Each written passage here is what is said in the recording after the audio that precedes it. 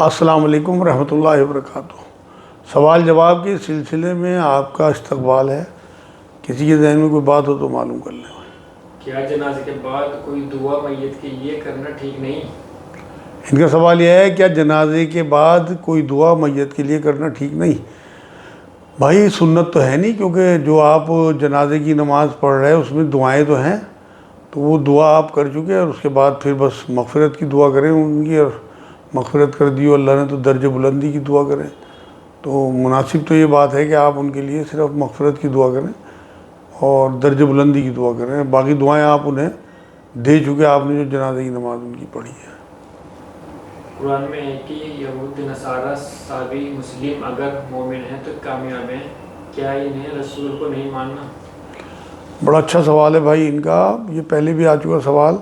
یہ جو ہے آیت، یہ سورہ بقرہ کی 62 نمبر آیت ہے کہ مسلم ہوں، یہود ہوں، نصارہ ہوں، صابی ہوں، اگر وہ اللہ پہ قیامت کے دن پہ ایمان لا کے نیک عمل کریں گے تو ان کا اجر اللہ کے ہاں محفوظ ہے۔ پوری آیت اس طرح سے ہے، تو کیا انہیں رسول کی ضرورت نہیں ہے؟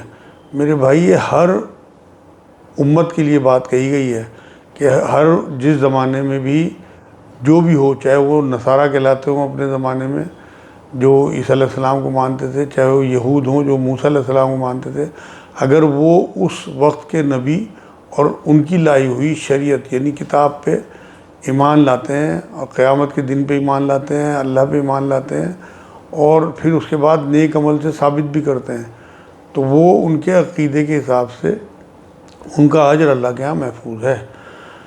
یہ تھوڑی ہے کہ آج کے جو یہود اور نصارہ کہلاتے ہیں اگر وہ نبی اکرم صلی اللہ علیہ وسلم پہ ایمان نہیں لائیں گے تو ان کی بخشش ہو جائے گی، کیونکہ نبی نے تو یہ بھی فرمایا کہ اگر اس ٹائم موسیٰ علیہ السلام بھی آ جائیں تو انہیں میری ہی پیروی کرنی پڑے گی۔ تو اس آیت کا جو مقصد ہے وہ یہ ہے کہ اس وقت کے نبی پہ، اس وقت کے امت کو، اس وقت کے لوگوں کو ایمان لا کے اور نیک عمل کے ذریعے اگر انہوں نے ثابت کیا اور نبی کا ساتھ دیا اور قیامت پہ حساب کتاب پہ جو ہے یقین رکھا، تو انشاءاللہ ان کا اجر جو ہے وہ اللہ کے ہاں محفوظ ہوگا، چاہے وہ اس ٹائم یہود کہلاتے ہوں اور چاہے آج کے مسلمان ہوں اور چاہے پہلے کسی زمانے کے صابی ہوں یا عیسائی ہوں۔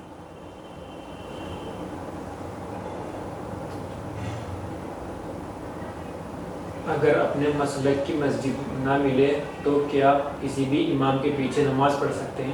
ان کا سوال یہ ہے اپنے مسلک کی مسجد نہ ملے تو کسی بھی امام کے پیچھے نماز پڑھ لیں۔ بالکل پڑھ سکتے ہیں بھائی، سب امام ہمارے ہیں، اور اگر وہ آپ کے عقیدے کے حساب سے نماز نہیں پڑھا رہے یا کوئی غلط طریقے سے نماز پڑھائے تو ان کا وبال بھی انہی پہ ہوگا۔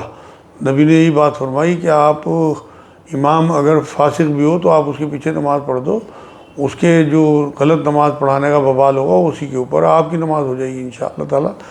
آپ اگر کوئی عقیدہ رکھتے ہیں تو کوشش کریں کہ اسی عقیدے کے حساب سے آپ کی جو مسجد ہے سنت طریقے سے کوئی پڑھاتا ہو تو وہاں پڑھیں، نہیں تو آپ کہیں بھی نماز پڑھ سکتے ہیں۔ غلطی پر بیوی کو چپل مارنے کی اجازت ہے؟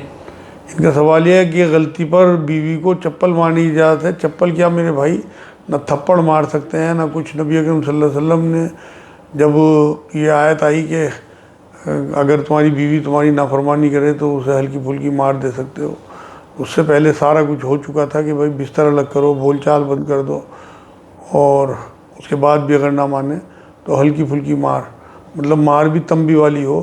تو ایک صحابی نے جب پوچھ لیا تو حضور کے ہاتھ میں مسواک تھی، تو حضور نے وضاحت کے ساتھ فرمایا کہ مسواک سے جتنی مار سکتے ہو، مطلب ہلکی پھلکی چوٹ، اور وہ بھی ٹانگوں پہ مارنا، چہرے پہ نہ مارنا، ایسے نہ مارنا کہ اس کی جسم پہ نشان پڑ جائیں۔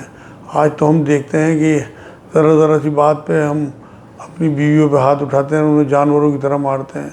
یہ اپنے گھر کی شہزادی ہوتی ہیں اور اب یہ اپنے ماں باپ، بہن بھائی، خاندان سب کچھ چھوڑ کے ایک کلمے پہ آپ کے بستر پہ بیٹھ جاتی ہیں، تو انہیں چپلوں سے مارنا یا ڈنڈوں سے مارنا یا ان کے چہرے پہ مارنا، یہ سب اسلام کی تعلیمات کے خلاف ہے۔ عورت جو ہے وہ اللہ رب العزت نے اسے اتنی فوقیت دی ہے، عورت کوئی نبی تو نہیں بنائی لیکن تمام نبی عورتوں کے ہی ذریعہ آئے دنیا میں، سوائے ایک آدم علیہ السلام کے، باقی تمام نبی جو ہیں وہ اپنی ماؤں کے ذریعے دنیا میں آئے، یہاں تک کہ عیسیٰ علیہ السلام بھی۔ تو اس لیے عورتوں کی بہت توقیر کیا کرو اور ان کی بہت عزت کیا کرو، ان کی وجہ سے آپ کا گھر بستا ہے، آپ حرام سے بچتے ہو، آپ کو باپ بناتی ہیں، آپ کو اولاد دیتی ہیں، آپ کے گھر اور آپ کے بستر کی، آپ کے بچوں کی دیکھ بھال کرتی ہیں، آپ کے مال کی بہت عزت کیا کرو۔ 99% عورتیں جو ہیں وہ شریف اور وفادار اور اچھی ہوتی ہیں، 1-8% کچھ خرابی ہوتی ہے تو انہیں بھی آپ کو نبھانا ہے۔ قرآن یہ کہتا ہے کہ ان کی برائی پہ نظر نہ رکھو بلکہ اچھائی پہ نظر رکھو۔ نبی نے فرمایا کہ جو کوئی مومن اپنی بیوی سے بغض، بالکل کوئی مومن اپنی بیوی سے بغض نہ رکھے، اور تو دماغ میں ہمیشہ اچھائی رہنی چاہیے، اپنی بیوی کی اچھائی رکھنی چاہیے۔ حضور نے فرمایا اسے اللہ نے ٹیڑھی پسلی سے پیدا کیا، سیدھا کرنے کی کوشش کرو گے تو وہ ٹوٹ جائے گی، یعنی ٹوٹنا جو ہے وہ طلاق ہے، تو اس لیے اسے اس کے حال پہ چھوڑ دو، خود ہی ٹھیک ہو جاتی ہے۔ کیا 50 طواف کرنے سے سب گناہ معاف ہو جاتے ہیں؟ یہ بھی سوال بہت پوچھا جاتا ہے کہ کیا 50 طواف کرنے پہ، کوئی حج یا عمرے پہ گیا، اس نے 50 طواف کر لیے تو کیا اس کے سب گناہ معاف ہو جاتے ہیں؟ نہیں بھائی، ایسا کچھ نہیں ہے۔ مان لو کسی کا مال مارا ہوا ہو، کسی کی عزت لوٹی ہوئی ہو، کسی کی عزت بازار میں اتاری ہوئی ہو، کسی کو گالیاں بکی ہوئی ہوں، یا اپنے بھائیوں کا بہنوں کا جو ہے مال دبایا ہوا ہو، پڑوسی کو ستایا ہوا ہو، ایسا تھوڑی ہو جائے گا کہ کعبے کے چکر لگانے سے وہ معاف ہو جائیں گے۔ میں نے تو پتہ نہیں کہیں جملہ ہی کسی بزرگ کا پڑھا تھا کہ کعبے کے چکر لگانے سے لوگوں کو دیے ہوئے چکر معاف نہیں ہوتے۔ تو اس لیے یہ ترغیب کے لیے ہے چیزیں کہ آپ خوب عبادت کریں، اور مکے جیسی جگہ آپ پہنچے ہیں اللہ کے گھر میں، اور طواف پوری دنیا میں آپ کو مکے کے علاوہ کہیں نہیں ملتا، تو سب سے پہلے تو آپ پہنچ کے اللہ کا گھر دیکھ کے توبہ ہی کریں کہ اللہ میں نے جو پچھلے گناہ کیے مجھے معاف کر دے، اور مجھے توفیق دے کہ جن کا میں نے دل دکھایا ان سے میں جا کے معافی مانگ لوں، انہیں یہی معاف کر کے جاؤں جنہوں نے میرا دل دکھایا۔ جن کا میں نے مال مارا ہو مجھے توفیق دے کہ میں اپنے مال میں سے ان کے مال واپس کر دوں کسی بھی طریقے سے۔ تو تب تو آپ کی توبہ قبول کر کے پھر آپ 50 طواف کیا، آپ 5 طواف کر دو تب بھی آپ کا کام ہو جائے گا انشاءاللہ تعالیٰ۔ لیکن اگر آپ چاہے دنیا بھر کے گناہ کرنے کے بعد آپ 50 یا 500 طواف کر لو، کسی بھی قیمت پہ آپ کو معافی نہیں ملے گی۔ کیا مسجد عائشہ سے عمرہ کرنا ٹھیک ہے؟ ان کا سوال یہ ہے کیا مسجد عائشہ سے عمرہ کرنا ٹھیک ہے؟ بھائی میرے نزدیک تو بالکل بھی ٹھیک نہیں ہے، کیونکہ مسجد عائشہ سے عمرہ جو ہے حضرت عائشہ رضی اللہ تعالیٰ عنہا نے جو ہے وہاں سے احرام باندھ کے کیا تھا، کیونکہ انہیں جب عمرہ کرنے پہنچی ہیں تو انہیں حیض آ گیا تو وہ عمرہ نہیں کر سکی، تو اس کے بعد پھر جب وہ حیض سے پاک ہو گئیں تو وہ اپنے بھائی کے ساتھ وہاں سے احرام باندھ کے پھر انہوں نے عمرہ کیا، ان کے بھائی نے بھی نہیں کیا۔ اب جو لوگ جا کے وہاں عمرے کرتے ہیں ایک کے بعد ایک، ایک کے بعد ایک، میرے نزدیک تو یہ بالکل سنت کے خلاف ہے۔ نبی اکرم صلی اللہ علیہ وسلم نے 3 یا 4 عمرے کیے، کوئی پیدر پہ عمرے تھوڑی کیے، اور حج کے ساتھ بھی کوئی بار بار عمرے نہیں کیے، تو ایک عمرہ کیا جا کے بس، وہ ایک ہی عمرہ کرنا سنت ہے۔ اس لیے آپ زیادہ سے زیادہ طواف کریں، نہاریں آپ کعبہ شریف کو، کہ جو دنیا میں آپ کو کہیں نہیں ملے گا۔ اللہ اگر آپ اس میں ٹائم جو ہے اتنا لگاتے ہیں عمرہ کرنے میں، اس میں بہت ٹائم لگتا ہے، بہت محنت، اس سے بہتر تو یہ ہے کہ آپ زیادہ سے زیادہ طواف کریں وہاں، اور اس کا بہت بڑا اجر ہے طواف کرنے کا، کیونکہ وہ دنیا میں آپ کو کہیں بھی نہیں ملتا۔ لیکن بار بار عمرے کرنا یہ نبی کی سنت تو ہے نہیں میرے بھائی، صرف یہ میں نے بتا دیا کہ ایک مجبوری میں حضرت عائشہ رضی اللہ تعالیٰ عنہ نے کیا تھا اس طرح سے۔ تو اگر کوئی عورت اس طرح سے حیض کے معاملے میں کبھی الجھ جائے تو پھر اسے تو اجازت ہے، اور مردوں کا کیا مطلب ہے بار بار کرنے کا، یہ پاک عورتوں کو بھی کیا مطلب ہے بار بار کرنے کا۔ کیا نیل پالش کے ساتھ وضو ہو جاتا ہے؟ ان کا سوال یہ ہے کیا نیل پالش کے ساتھ وضو ہو جاتا ہے؟ بھائی دیکھو ناخن بھیگنے چاہیے، اگر نیل پالش ایسی ہے کہ پانی جو ہے وہ اس میں چلا جاتا ہے آپ کی انگلیوں میں، ناخن کے اندر بھی، تو کوئی حرج نہیں ہے میرے نزدیک۔ تو اس میں بہت زیادہ شدت اختیار کی ہے، جیسے آپ ہاتھ دھو کے کھانا کھا لیتے ہو ایسے ہی جو ہے آپ وضو کر لیتے ہو، تو اس میں میرے نزدیک تو جائز ہے، مگر آپ کو میرے خیال میں اس کے بارے میں صحیح فتویٰ لینا چاہیے، کیونکہ اس میں اگر اس طرح کی نیل پالش ہے نا جو کئی مہینے نہیں اترتی اور اوپر پرت جم جاتی ہے، تو میرے خیال میں اس میں اختلاف ہے، علماء دین کا کہنا ہے کہ وہ ٹھیک نہیں ہے، مگر کیونکہ اختلاف ہے تو اس لیے میرے نزدیک تو آپ کو اس میں فتویٰ لینا چاہیے۔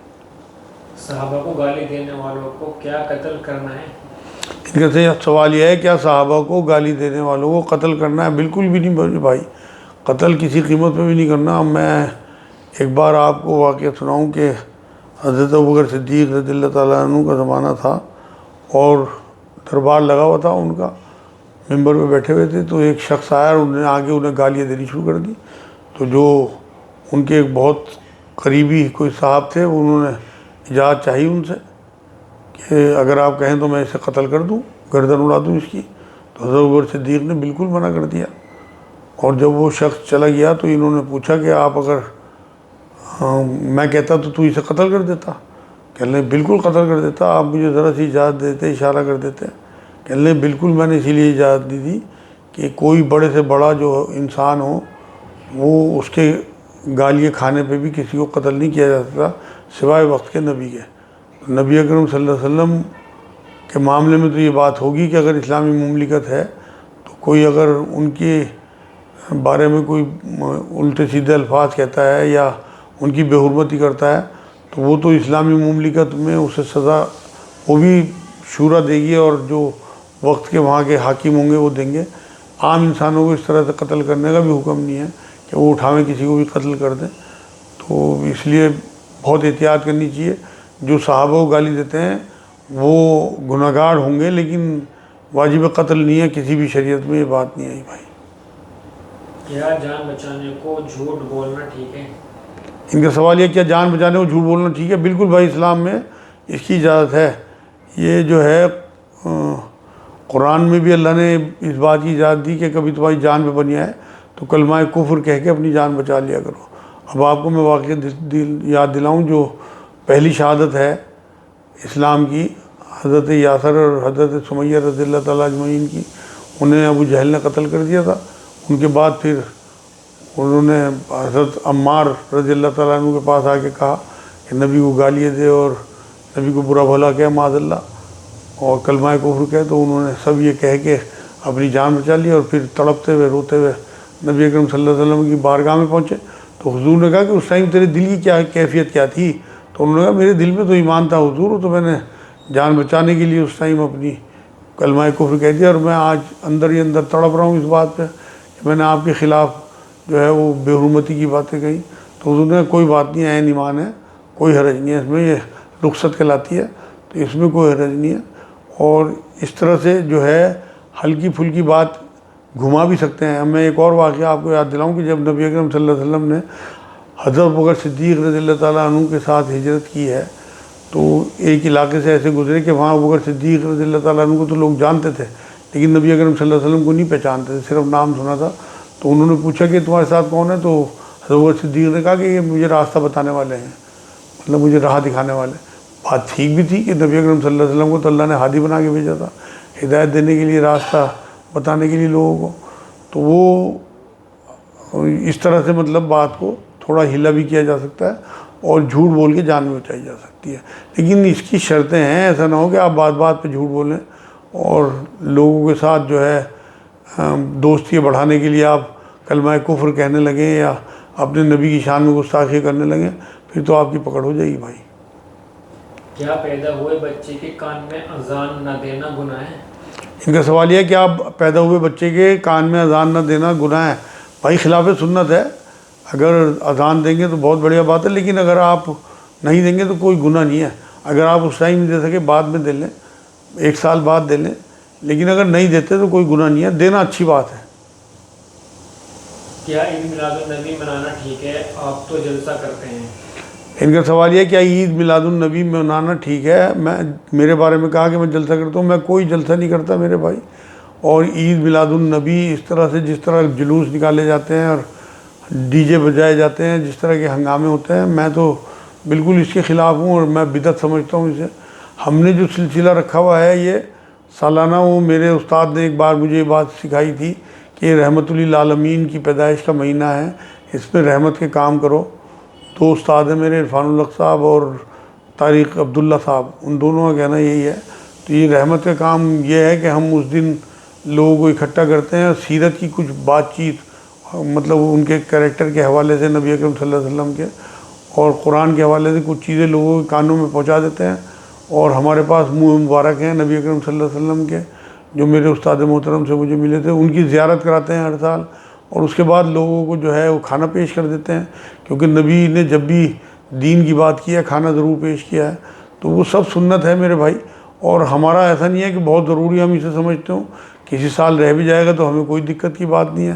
مطلب ہمارے ایمان کا دین کا حصہ نہیں ہے.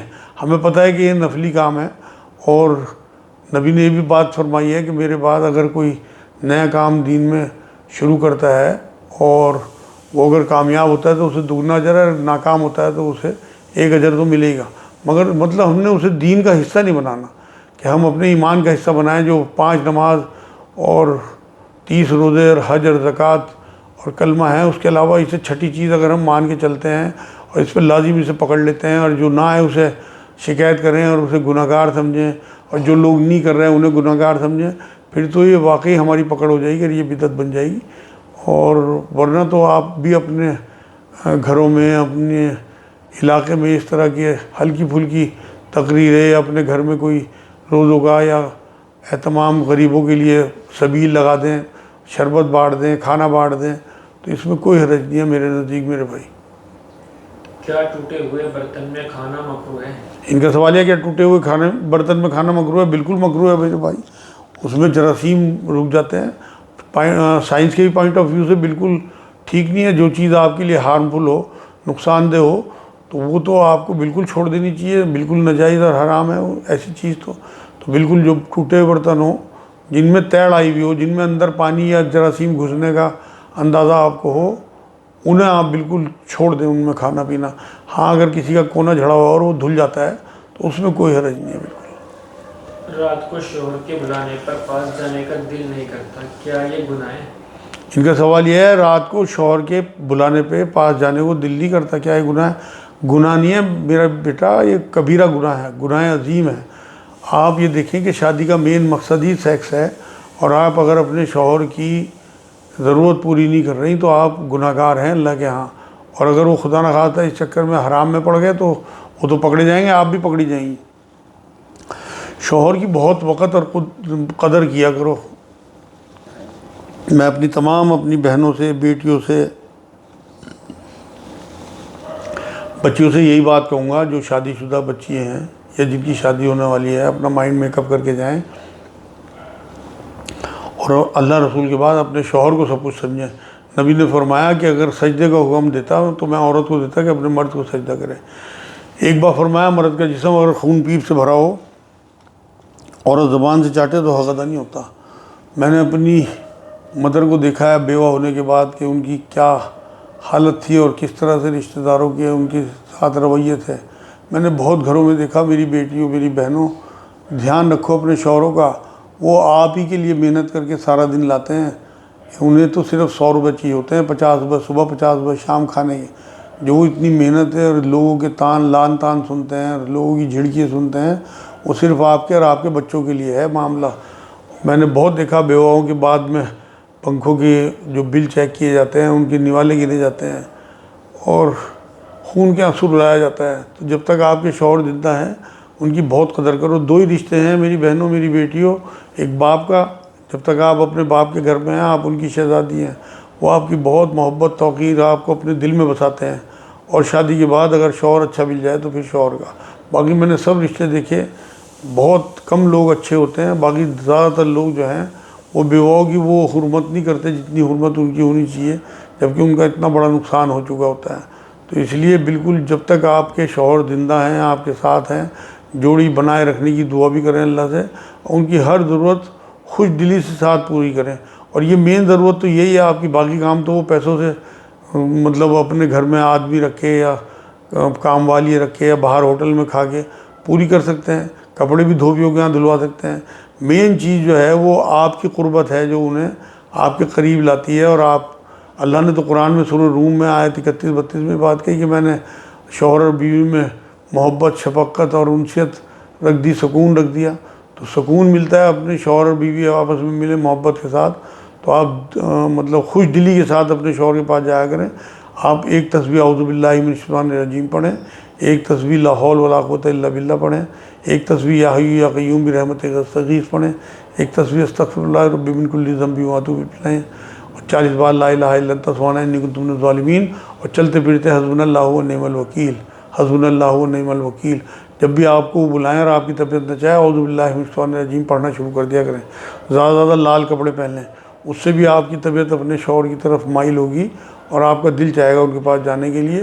یہ سنت ہے، قرآن میں سورہ مومنون آیت 2 یا 3 آپ پڑھیں گی تو اللہ نے قرآن میں کہا کہ جو شریعت کے دائرے میں رہتے ہوئے سیکس کو جو کرتے ہیں انہیں ملعون نہ سمجھا جائے، انہیں لعن طعن نہ کی جائے، انہیں برا نہ سمجھا جائے، نہ اس کام کو برا سمجھا جائے۔ اس آیت کا مفہوم ہے، آپ پڑھیں، اللہ نے تو ڈسپلن کے ساتھ جو سیکس طے کر دیا، یہ تو انسانی ضرورت ہے، تو اس لیے آپ اپنے شوہر کی بھی خواہش پوری کریں اور آپ خود بھی انجوائے کریں، کیونکہ عورت مرد کو اللہ رب العزت نے بنایا ہی ایک دوسرے کے لیے ہے، اور ایک دوسرے کا لباس کہہ دیا سورہ بقرہ میں، تو اللہ نے اس سے بڑی اور کیا بات ہوگی؟ لباس تو تمام عیب ڈھک لیتا ہے ایک دوسرے کے۔ تو اس لیے میری بیٹی، میری بہن جو بھی یہ سوال کر رہی، بہت خوش دلی سے اپنے ہسبینڈ کو خوش کیا کرو۔ دیکھو، آپ زینت اختیار کرنے کا آپ کو حکم ہے، اپنے گھر میں خوشبو لگایا کرو، خوب تیار ہو کے اپنے ہسبینڈ کی انتظار کیا کرو، اچھے لپسٹک پاؤڈر سب، باہر جب آپ جاؤ تو سادہ کپڑوں میں جاؤ، بالکل سادگی کے ساتھ، اور گھر میں جب رہو تو زینت کے ساتھ رہو۔ ہمارے ہاں تو الٹا ہے نا چکر، لیکن آپ لوگ جو میری بات سن رہے ہیں اپنے ہسبینڈ کے لیے تیار ہو کے دلہنوں کی طرح سج کے روز انتظار کیا کرو۔ میں نے اپنی ہندو بہنوں کو دیکھا کہ وہ اپنے مردوں کا کس طرح سے سج دھج کے انتظار کرتی ہیں۔ میری بھی اپنی بہوؤں میں 1-2 ایسی بیٹیاں ہیں میری کہ جو اپنے ہسبینڈ کا اس طرح لپسٹک لگا کے، جبکہ شادی کو 10 سال ہو گئے، 15 سال ہو گئے، اور وہ اسی طرح سے انہیں انجوائے کراتی ہیں اور ان کے لیے انتظار کرتی ہیں۔ تو یہ تو دیکھ کے بھی طبیعت خوش ہوتی ہے، اللہ بھی خوش ہوتا ہے ایسے جوڑوں سے، کیونکہ شیطان سب سے زیادہ خوش ہوتا ہے میاں بیوی کے جھگڑوں سے۔ تو اسے پلٹ لیں آپ، تو اللہ سب سے زیادہ خوش ہوتا ہے میاں بیوی کی محبت سے۔ قرآن میں انہوں نے آیتیں اتار دی، تو اس لیے آج سے آپ خوش دلی کے ساتھ اپنے ہسبینڈ کو خوش کریں۔ آپ کو تکلیف ہو، نہانا پڑے، آپ کو مطلب نہ بھی طبیعت چاہے، بعض الگ الگ مزاج اللہ نے بنائے، لیکن آپ اپنے میاں کے لیے، اپنے ہسبینڈ کے لیے اپنے آپ کو بالکل ڈیوٹڈ ہو جاؤ، بالکل اس کے لیے۔ لیڈی ڈاکٹر اگر ناجائز آپریشن کرے تب؟ ان کا سوال یہ ہے کہ اگر کوئی لیڈی ڈاکٹر ناجائز آپریشن کرے تب کیا؟ تو اس کی کمائی بھی حرام ہے اور وہ اللہ کے ہاں پکڑی جائے گی، کیونکہ جو دھوکہ دے وہ ہم میں سے نہیں، نبی اکرم صلی اللہ علیہ وسلم کی حدیث پاک ہے۔ اور میں جو آپ کے سوال سے سمجھا، میرے خیال میں یہ تو ایبورشن ہوگا، جو ناجائز اولادیں بچیوں کے پیٹ میں ہو جاتی ہیں آج کل، جس طرح نیٹ کا زمانہ ہے، اور بچی پریگننٹ ہو جاتی ہیں، جا کے صفائی کراتی ہیں، یا پھر وہ ہوگا کہ نارمل ڈیلیوری ہو سکتی ہے اور پھر اس کے بعد وہ آپریشن ریکمنڈ کر دے ڈاکٹر، آپریشن کے لیے جو ہے مجبور کرے گھر والوں کو، تو اس ٹائم پریشان ہوتے ہیں۔ میرے خود ساتھ یہ ایسا ہوا کہ میری بچی کا جو ہے معاملہ، بڑی تکلیف تھی اسے، اور وہ نارمل مجھے لگتا تھا کہ ہو جائے گی ڈیلیوری، لیکن زبردستی آپریشن ہی کرایا گیا۔ تو مجھے آج تک اس بات کی بڑی تکلیف ہے، کیونکہ عورت کو تو بڑا بعد میں بہت کمزوری اور بہت تکلیف اٹھانی پڑتی ہے۔ تو اگر کوئی مجبوری ہے، اللہ کو سارا پتہ ہے، لا یکلف اللہ نفسا الا وسعہا، اللہ کسی پہ اس کی ہمت سے زیادہ بوجھ نہیں ڈالتا۔ مان لو اللہ نے اسے لیے نارمل ڈیلیوری اس کی تیار کر رکھی اور آپ نے اسے کاٹ کے ڈال دیا، تو آپ کی اللہ کے ہاں پکڑ ہوگی۔ اس لیے ڈاکٹر جو ہیں وہ یہ مرضی کا پروفیشن ہے، ہم نے اسے کمرشل کر دیا، تو اپنے پیسے بنانے کے لیے، اپنے ہسپتال چلانے کے لیے کیسز کو بڑھانا آپریشن کے، یہ بڑے گناہوں میں ہے۔ جو غیر مسلم ڈاکٹرز ہیں وہ بڑے بڑے بڑے پاپ میں اس میں ملوث ہو رہی ہیں، تو اس لیے بہت احتیاط کرنی چاہیے۔ ماں باپ کی وراثت سے کون محروم ہوتا ہے؟ ان کا سوال یہ ہے، ماں باپ کی وراثت سے کون محروم ہوتا ہے؟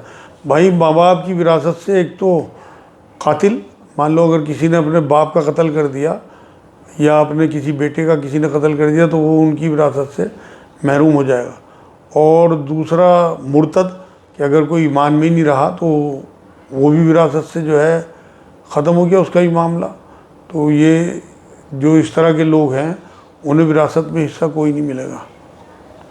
کیا بیوی شوہر سے حصہ یا خرچ مانگ سکتی ہے؟ ان کا سوال یہ ہے، کیا بیوی شوہر سے حصہ یا خرچ مانگ سکتی ہے؟ بھائی، خرچ کا تو شوہر نے وعدہ کیا، اگر اپنی زندگی میں اس سے خرچ مانگ رہی تو وہ تو برکت کی بات ہے کہ وہ اپنی گھر میں اگر برکت چاہتا ہے۔ ابھی ایک سوال برکت سے متعلق آیا تھا، اس میں میں بھی یہ بھی جوڑ دوں کہ اپنی بیویوں کو جو لوگ خرچہ کھلے دل سے اور کھلے ہاتھ سے دیتے ہیں ان کے گھر میں بڑی برکت رہتی ہے، تو یہ تو بالکل جائز بات ہے۔ لیکن اپنی شوہر کی زندگی میں اس سے حصہ مانگے، یہ نہیں جائز ہے، یہ بالکل ناجائز بات ہے۔ جو حصہ ہے نا وراثت میں، وہ مرنے کے بعد ہے، شوہر کی ڈیتھ کے بعد بیوی کا جو حصہ قرآن نے طے کیا ہے وہ اسے اس کی ڈیتھ کے بعد ملے گا۔ لیکن آج کل طلاق کے بعد یا شوہر کی زندگی میں ذرا جھگڑا ہوا، اپنا حصہ مانگنے لگتی ہیں. سب ناجائز باتیں ہیں. اسلام میں شوہر کی ڈیتھ کے بعد یا باپ کی ڈیتھ کے بعد ہی اولاد کا حصہ یا بیوی کا حصہ ہے. آج کل تو لڑکے اپنے باپ سے حصہ مانگنے لگتے ہیں زندگی میں, یہ بھی ناجائز ہے, اور بیوی کا شوہر سے حصہ مانگنا یہ بھی ناجائز ہے. 15 سال کی کام والی لڑکی بستر پہ 2-3 بار پیشاب کر چکی ہے, کیا اسے ہٹا دوں؟ ان کا سوال یہ ہے, کوئی کام والی بچی 15 سال کی ہے, وہ 2-3 بار بستر میں پیشاب کر چکی, کیا اسے یہ اپنے گھر سے ہٹا دیں؟ نہیں بیٹی, آپ کے اپنے بچے پیشاب کرتے ہیں, کیا انہیں آپ گھر سے نکال دیتے ہو؟ آپ اس کا علاج کرو بچی کا, جیسے اپنے بچے ہوتے ہیں. کام والی بچی جو ہیں ہماری بیٹیوں کی طرح تو ہوتی ہیں, یہ اپنے ماں باپ بہن بھائی سب کچھ چھوڑ کے ہماری خدمت کے لیے ہمارے پاس رہتی ہیں. تو ان کی ذرا سی اگر کوئی بیماری یا کوئی کمی ہے تو ہم انہیں اپنے گھر سے نکال دیں, دور کر دیں؟ یہ تو ناجائز بات ہوگی. میرے نزدیک تو آپ کو اس کا علاج کرنا چاہیے. علاج اس کا یہ ہے کہ آپ 2 چھوارے صبح کو پانی میں بھگو دیں, اور رات کو انہیں 1 کپ دودھ میں پکا کے اسے چھوارے کھلا دیں, اور دودھ اسے پلا دیں, اور 5 دانے پستہ کے رات کو اسے سوتے ہوئے دے دیں, اور مغرب کے بعد اس کا پانی بند کر دیں 15 دن کے لیے. انشاءاللہ تعالیٰ وہ پیشاب کرنا بالکل بند کر دے گی. اور آپ اسے اپنی بیٹی کی طرح سے, اسے بالکل نہ لوگوں کے سامنے کہیں نہ اسے ذلیل کریں. جیسے آپ اپنے بچوں کی چیزیں چھپاتے ہیں, وہ آپ کی بیٹی تو ہے, وہ دیکھو نا خود گھر پہ رہ کے آپ کے بچوں کو اسکول بھیج رہی, ان کے ناشتے تیار کر رہی, آپ کی خدمت کر رہی, آپ کے تیل لگا رہی بدن پہ, آپ کے گھر کے برتن صاف کر رہی ہے, آپ کے گھر میں جھاڑو پوچھا کیا کیا کام نہیں کرتی. اتنی سی بچی ہے, صرف مجبوری میں تو کیونکہ ان کے ماں باپ غریب ہوتے ہیں یہ ہمارے ہاں کام کرنے آ جاتی ہیں. ہم ان کی ذرا سی کمیوں پہ یا ذرا سی ان کی کسی بیماری پہ انہیں یہ کہتے ہیں کہ ہم انہیں نکال دیں. ہر نبی نے فرمایا کہ تم سے تمہاری رعایا کی پوچھ گچھ ہوگی. تو جو ہمارے ملازم ہیں, جو ہمارے نیچے کسی مجبوری کے تحت ہمارے ہاں ملازمت کر رہے ہیں, یہ ہماری رعایا بھی آئیں گے, اور ان کی اگر ہم بے حرمتی کرتے ہیں یا ان کے ساتھ زیادتی کرتے ہیں تو اللہ کے ہاں ہماری پکڑ ہوگی. آپ یہ سمجھ لیں, ایک بار نبی نے یہ بھی فرمایا کہ تمہارے کمزوروں کی وجہ سے تمہیں رزق دیا جاتا ہے. ہو سکتا ہے آپ کی کسی کام والی بچی یا آپ کے کسی چوکیدار یا آپ کے ماں باپ یا آپ کے کوئی اور غریب ایسا آپ کا کوئی کام کرنے والا ہو, ملازم ہو, جس کی وجہ سے اللہ آپ کو رزق دے رہا ہو. اس لیے بہت سوچ سمجھ کے آپ فیصلہ کرنا, آپ اس کا علاج کراؤ. اگر یہ علاج آپ نہیں کر پاتے کسی ڈاکٹر کو دکھاؤ. ہر چیز کا علاج ہے. ایک اور بھی ہے کہ آپ اسے اس دودھ میں چٹکی بھر آدھا چمچ کے قریب پسی ہوئی دار چینی ڈال دیا کریں, اس سے بھی اس کا انشاءاللہ پیشاب آنا بند ہو جائے گا. دار چینی پیس کے رکھ لیں. میں تو آپ کو گھریلو نسخے بتا رہا ہوں, انشاءاللہ 15 دن میں یہ بچی ٹھیک ہو جائے گی. بالکل اسے اپنے گھر سے دور نہیں کرنا. ہو سکتا ہے اسی کی وجہ سے آپ کو رزق مل رہا ہو. کیا سفر میں جماعت سے نماز اور جمعہ ضروری ہے؟ ان کا سوال یہ ہے کیا سفر میں جماعت سے نماز پڑھنا اور جمعہ پڑھنا ضروری ہے؟ نہیں بھائی, کوئی ضروری نہیں ہے. نبی اکرم صلی اللہ علیہ وسلم کی حدیث سے بات ثابت ہے کہ مسافر پہ نہ جماعت کی نماز ہے اور نہ جمعہ ہے. اگر مل جائے بہت بڑھیا, جماعت بھی مل جائے تو جماعت سے پڑھنا بہت ثواب. آپ جو ہے وہ تمام پبلک کے ساتھ نماز پڑھیں گے, اور جمعہ بھی اگر آپ کو مل جائے تو بہت بڑھیا ہے. نہیں تو آپ کے اوپر واجبات میں سے نہیں ہے یہ چیزیں. میری گردن پر بہت مسئلے ہیں, کیا علاج کروں؟ ان کا سوال یہ ہے کہ میری گردن پہ بہت مسئلے ہیں, کیا علاج کروں؟ دیکھو جی, ایک تو آپ 2 چنے کے برابر پھٹ کر ہی کھائیں. اگر آپ 15 سال سے بڑی عمر کی ہیں تو 2 چنے کے برابر پھٹ کر ہی صبح شام کھائیں. اور یہ جو پان پہ چونا لگتا ہے اس کی پوڑی آتی ہیں, چونا اور بیکنگ پاؤڈر اسے ملا کے نا ہلکا سا پانی ڈال لیں اس پہ, اور اسے اچھی طرح سے ملا کے, اور یہ تو برش جو آتی ہیں کان میں ڈالنے کی, یا کسی تلی سے مسے کی جگہ پہ لگائیں, صرف مسے کی جگہ پہ, اور آدھے گھنٹے کے بعد اسے صاف کر دیں. انشاءاللہ تعالیٰ 1-2-3 دن میں مسا بالکل آپ کے صاف ہو جائیں گے. اللہ نے چاہا آگے ہوں گے بھی نہیں. اور چلتے پھرتے یا سلام یا اللہ پڑھتے رہیں. اور ایک آیت ہے قرآن کی, سورہ 3 کی 4 نمبر آیت, لقد خلقنا الانسان فی احسن تقویم, اسے 7 بار صبح شام پڑھ لیا کریں. انشاءاللہ بدن بالکل صاف ہو جائے گا. کتنے سال کے بچوں کو الگ سلانا چاہیے؟ ان کا سوال یہ کتنے سال کے بچوں کو الگ الگ سلانا چاہیے. بھائی نبی اکرم صلی اللہ علیہ وسلم نے جو عمر اس طرح کی بتائی نا, جو اشارے ملتے ہیں حدیث سے, وہ 7 سال کی عمر ہے. تو میرے نزدیک تو 7 سال کا بچہ ہوتے ہی جو ہے وہ بچوں کو بالکل الگ الگ بستر پہ سلانا چاہیے. بھائیوں کو بھی ساتھ میں سلانا چاہیے. انشاءاللہ باقی سوال اگلے بار میں لیں گے. وما علینا الا البلاغ. السلام علیکم ورحمۃ اللہ وبرکاتہ.